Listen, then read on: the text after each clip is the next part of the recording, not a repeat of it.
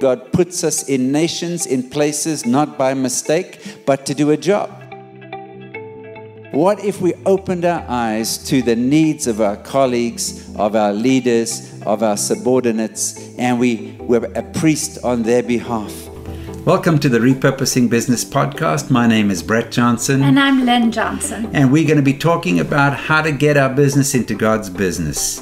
Our subtext is Let My Business Go, and we'll have guests from around the world. So thank you for joining us this week and every week on the Repurposing Business Podcast.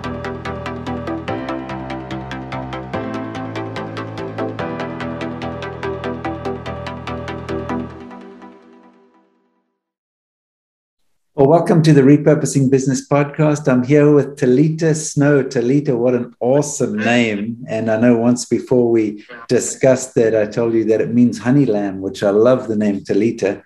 I don't know why your parents gave you the name Talitha, but it's an awesome name. Thank you so much, Brett. I mean, you definitely expanded on the meaning for me. I knew nothing about the honey lamb. That was a rich addition to the meaning that I thought I had in my name. Yeah, fantastic. So Talitha, you're in just outside Cape Town, right? Yes, that's correct. Yeah. And tell us a bit about yourself. So you've been in South Africa. When I first met you, you went through the Repurposing Business training. At that stage, and I know it's part of a bit of what you do, you're involved in the media space. What bits and pieces were you doing there? And then we can transition to talk about your current business in a moment. So just give us a bit of your background. So, yeah, I mean, I went straight into the creative field from when I was little. I studied commercial photography, and as soon as I'd graduated, I moved straight to Cape Town and started working in fashion advertising. Right. So I've been working on fashion advertising shoots for, my entire career. So it's been about 10 years of doing that. And is the advertising stuff, is that quite common in Cape Town? Is that a big deal? I mean, it is quite a big industry. And if you are going to be working anywhere in South Africa, Cape Town is the best place to be because we have the locations and we have so many options here. So we get a lot of international shoots coming through, working here, as well as all the local productions or the sort of local fashion retailers shoot their content here. So there's a lot going on, and I've performed various roles within that field, so I've kind of done it all. And seen all the moving parts, and I've got some good experience in knowing how the great machine of fashion works. Fantastic. Yeah, I know when we're overseas and we're watching ads overseas, we say, oh, that's Cape Town, that's Chapman's Peak, that's wherever it might be. We see South Africa popping up a lot in overseas ads as well. And I think probably even more in Europe than in the US. In fact, I've even seen some of our guys involved in media in India who have been actually, they've brought teams out from India to shoot ads like on Camps Bay Beach and places like it. Quite surprising because I would have thought India would be pretty low cost for advertising, but maybe they don't have the scenery or something. We are known for the scenery and the crew is affordable and really hardworking. So I think people like to work with South Africans here as well. Yeah, great. Good. So moving on from the fashion, well, not so much from the fashion industry, but the photography side of everything. You yourself that got interested in doing your own clothing line and so forth. Tell us about that. Yeah. Well, I remember when I first started Reap, it was still a very new idea where I was kind of just playing with making dresses and just kind of exercising my creativity in a different way. But I didn't think much of it. It was just one of the various avenues that I expressed myself. And then once lockdown happened and my industry shut down for about 6 months, we only went back to work in level 3. So I had about 6 months off, which I ended up loving. I mean, after the first 2 months of watching Netflix, I realized that I had to sort of, once I'd exhausted the library, I was like, okay, I can do something else now. And it was so unplanned. It's just something that came out of me, and I never saw it there. I didn't see it coming, and I just locked onto this sort of problem solving. I decided I wanted to make this swimsuit, this full piece, bodysuit slash swimsuit. And I just wouldn't stop until I got it right. But the whole thing just escalated because then I had to start buying the right machinery to get the certain jobs done. Then I had to sort of research into how to problem solve all these different aspects of how to put a swimsuit together. And the whole thing just escalated. Then more designs came out, and then I started making more. And then I got blessed with machinery. And yeah, it was like every time I reached like an impasse, and I'd go to the Lord and I'd be like, I'm at the end of myself. I can't solve this problem. If you're in it, to send help. Literally that day or the next day, within 24 hours, he would answer me. And I was like, why are you being so attentive to this thing? Like, you're so on it. And even when I got to the point of like, I was making my own swimsuits, but then I needed industrial machinery to do certain jobs because you need the right tools. It's physically impossible on any kind of domestic machine, which is, those are the machines I'd inherited from my grandmother, right? These little Ninas and stuff.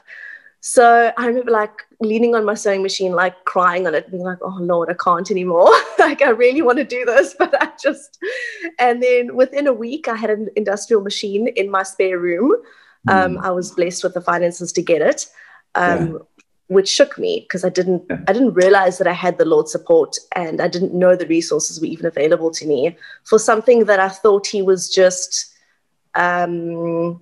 humoring me with, it was like, oh, this is my lockdown project, you're just humoring me. And then, but it hasn't been that way at all. It's just escalated into a business. So you started off as a COVIDpreneur, they're called, right? So COVIDpreneur. Nice. Okay. One of those. Right. And you started Snow Swimwear. So you can go to snowswimwear.com and started doing that. And then God favored you with finances for a new machine. I know my parents used to have a clothing factory. Cape Town used to have the biggest clothing industry in the Southern Hemisphere back in the day before the cheap Chinese imports came in. And my uncle had Johnson Sportswear. My parents they did beachwear. So my mom made the first baggies or surf shorts in South Africa.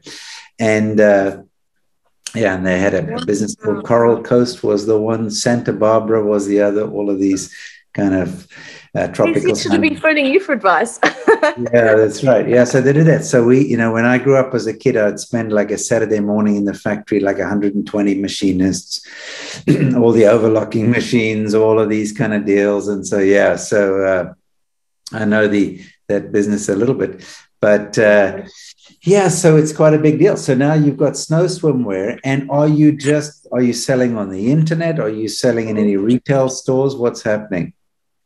Yeah, so from all the stock that I'd made during my time at home, I ended up stocking a local surf store. And then I ended up reaching out to a few others, and the response was amazing. People, the shop sold out really quickly. So I was like, okay. So I needed to keep making more. And then I think that the project, once I saw the potential and it started escalating, I had to outsource certain parts. Yeah. So, and then I went to, I actually reached out to another store in Muizenberg. And I approached him, and he was like, I'm so glad you're here today. Like, I'm just about to do my next buy.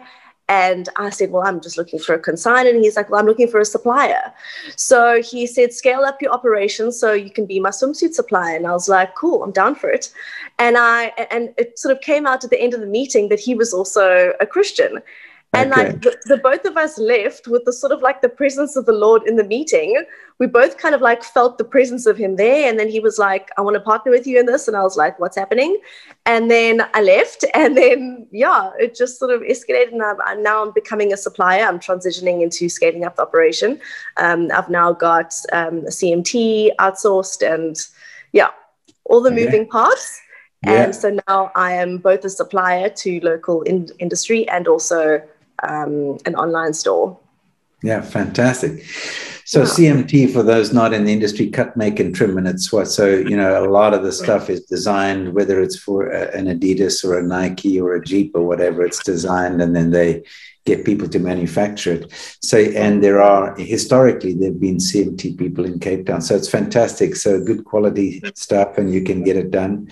And now you're in the big leagues, a supplier. Well, it's great. It's a great transition. And then you're selling online. and you're advertising that through social media and so on. What's the response been on that? Has it been surprising to you or normal, or how's it been? Yeah, I mean, the response has been amazing so far, which is what's encouraged me to continue.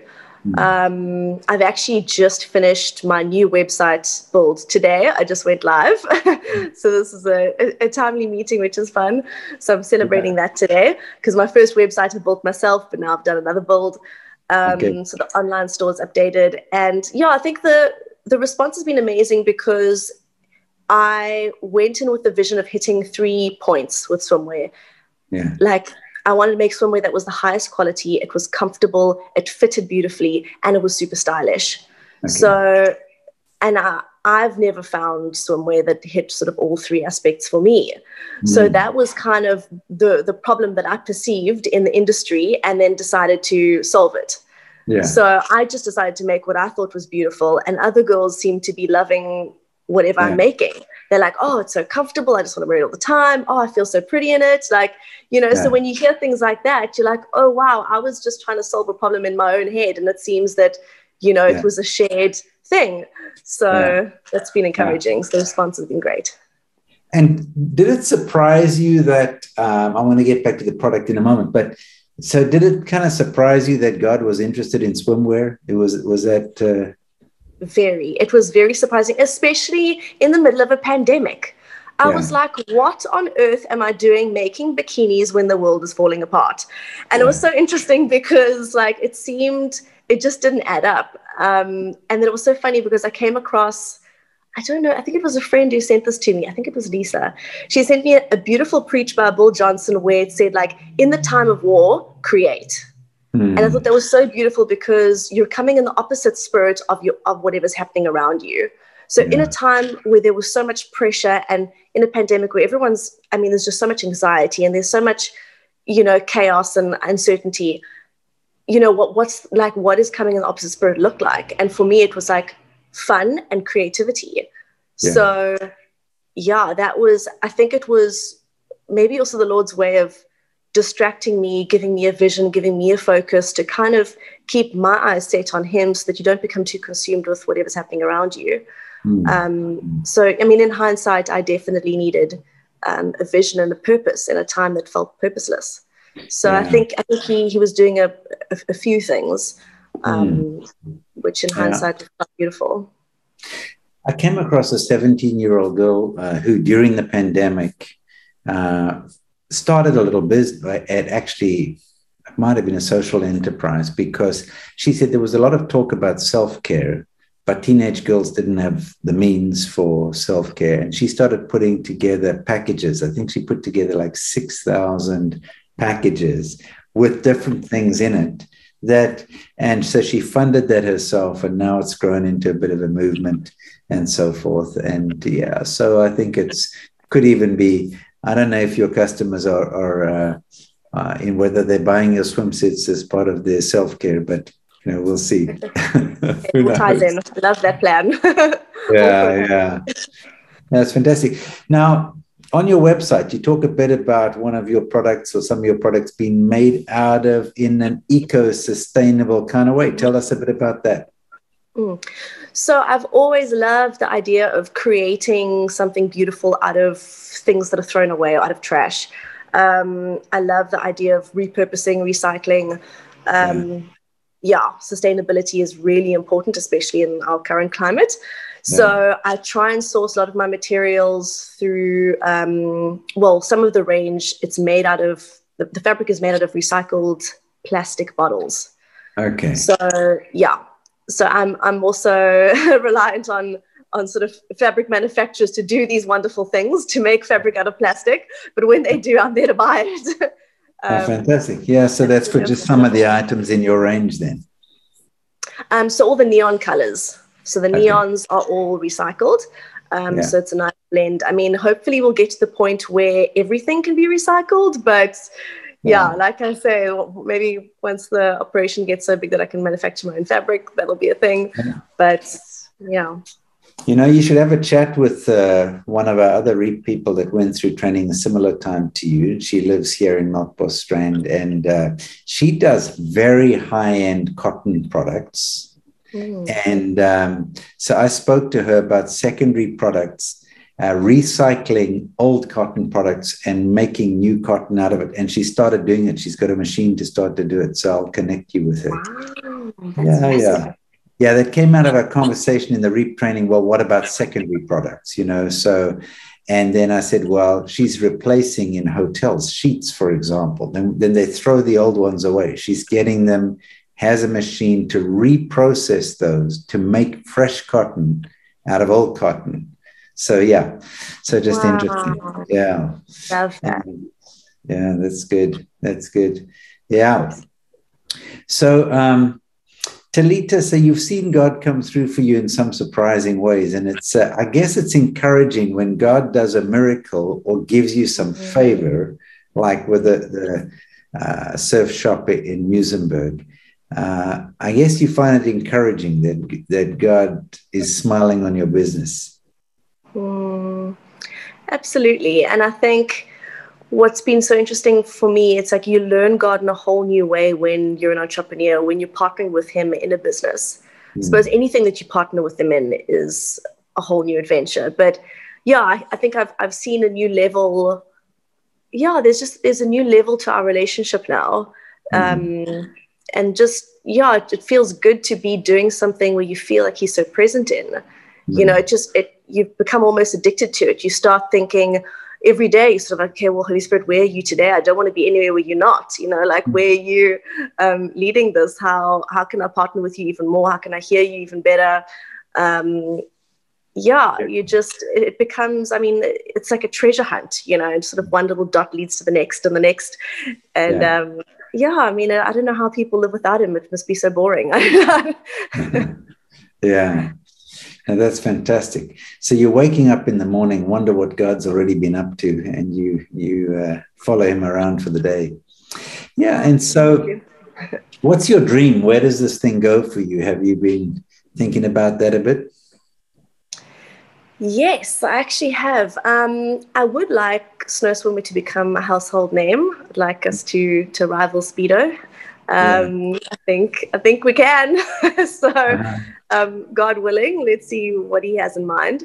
But yeah, I think I remember you telling us during REAP that you can create your own atmosphere and community through your business. And that really stuck with me because I think often in life you feel like you're at the mercy of everybody else's atmospheres and everybody else's worlds that they create for you, you know, especially in a working environment. You fit into a role that you're assigned to in a company, but you feel like you have very little say in sort of creating the atmosphere. And I love the idea of how a business can create a lifestyle. So I guess my dream is to create a lifestyle brand that not only promotes like healthy self-images for women, but it also, you know, even just the way I like to photograph my models in bikinis. I don't photograph for the male gaze. You know, I think that's so important because I don't want to feed into that sort of, I don't want to feed into that at all. You know, photographing women just having fun and being free and all, you know, I don't like to retouch my images. You know, if our bodies are imperfect and that should be celebrated. You know, there's so much brainwashing that us girls have endured through the fashion industry already. And just from image manipulation to celebrating healthy lifestyles on the beach and enjoying the ocean and enjoying your friends and building community. And I just want to create a brand that really celebrates that, like celebrates what kingdom looks like visually as well. So starting with a small company, you're actually thinking about changing the perceptions in the industry. I mean, if I have that kind of sway, that would be great. But like, I know that it takes time. Even on my Instagram, the girls that I follow, they're like body positive. And it took me a long time to sort of get used to seeing like women in sort of bikinis with showing their cellulite and showing, you know, in the beginning, a couple of years ago, it was a shock, you know, and that's sad. That made me really sad that we were so indoctrinated and we're so brainwashed by this sort of media that we've been exposed to. So I'd love to be a part of sort of unraveling that and just yeah, women feeling comfortable as they are. So, if you were to give advice to somebody who's thinking about doing something, I mean, in some ways, you're the COVIDpreneur, the accidental entrepreneur, but you did have in your mind, I know when you went through the retraining about doing something, but if somebody's thinking about doing something, they're not quite sure what or how, what advice would you have for them? I mean, I can only give advice from my own experience, and that is to follow the passion. I found a passion for something, and it was pretty much the only passion I felt at all. And I just locked onto it, and I went for it, and I just did not let go. So I followed that thing as far as it would take me, and in the process, I also learned that I think it was Paul, and I learned that one of the ways God speaks to us and how God speaks to Paul was through compulsion, and you know. I would read verses where Paul's like, I feel compelled to go to this place, or compelled to go to these people, or compelled. And I was like, what an interesting word, compulsion. I've never thought that God could speak to us through, like, this was a whole new thing for me. But yet I was feeling this compulsion to follow this passion. And I was like, great, I'm just going to lock onto this and go. So I think passion is your fuel to get things done. And if you have the passion and you want something, you'll do it, like, you know, and that's pretty much fuel. And Talitha, when you feel your passion waning or dying, what do you do to refuel your passion?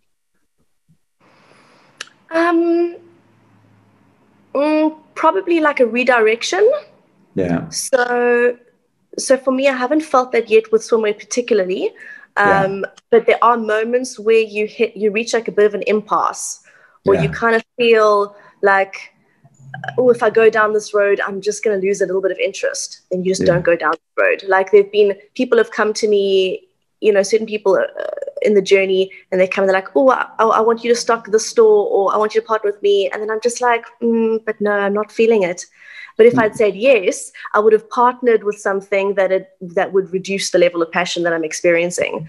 So because your business is your own, like I felt the freedom to say no to whatever didn't sit right. I didn't allow myself to compromise to make anybody else happy, because it also, I felt that freedom in that, and I wasn't reliant on it for income as well, which was great. So that gives you a whole other level of freedom. So you can do whatever you want. I would say, that's in part because you've got other work you're doing still in the fashion industry, in the photography, So I've been doing 3 jobs for a while. I don't recommend it. I'm tired, but I've just resigned from the one now, so I'm down to 2. But it does help in if your business is new. Your business is like a baby, and you can't expect it to feed you yet. You need to feed it. So I've just been seeing my business as this like infant that's growing. One day it'll get to the point where it's, you know, this fully functional, enterprise that can feed me. But in the meantime, like while it's little, I try and take the pressure off of it, and just at least provide for my own living expenses outside of it, just so that I know I can sort of live under that sense of freedom. So anything that I earn just goes straight back into the business. So it grows in its own ability to resource itself. That's amazing. You know, one of the things that Lynn and I have spoken about from time to time is the grace barometer. Like if somebody asks you to do something and it drains out your grace, you just feel, I mean, even if it's a good thing, it's a great thing. And so it sounds like your passion compulsion thing ties in with do I have grace to do this or not? And you can almost feel in advance it's sucking the grace out of you. Then you know it's not life-giving, and you can't work with joy and with faith and from a place of rest. And that's a big lesson to learn, because otherwise, as an entrepreneur, you think, I've got to kiss every frog that passes my front door. I have to just take every deal. I have to, No, that'll get nowhere. And so that's allowed you to be quite specific in terms of your design, and to be particular, and to build the brand. So being selective has enabled you to build the brand. Exactly. And that's also what sets you apart and defines your style. Because if I start compromising to fit into anybody else, my brand's going to get diluted. And and then I'm going to start looking like everybody else. So I think it's important just to never let yourself compromise. Yeah. Talitha, just as we head towards a close of you, have you thought about what happens if somebody does knockoffs of your brand? So, you get a famous designer, and then there are some well-known stores who are well-known for knocking off other people's stuff. Have you encountered that at all or not yet? Or below the radar still? No, but it's so weird because like I can feel the anticipation of it.